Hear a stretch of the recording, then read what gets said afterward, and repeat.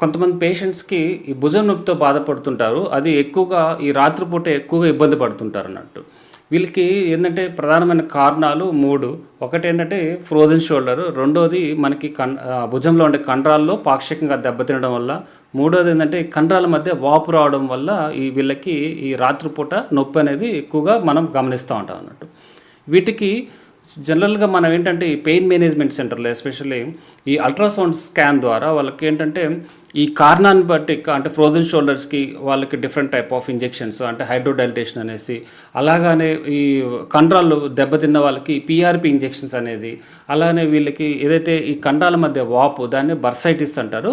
వీటికి ఏంటంటే anti inflammatory medicines ఇవన్నీ ఏంటంటే మనం స్కాన్ ద్వారా వాళ్ళకి ఇంజెక్షన్ చేయడం వల్ల వాళ్ళకి ఈ పెయిన్ అనేది తగ్గుతుందన్నట్టు.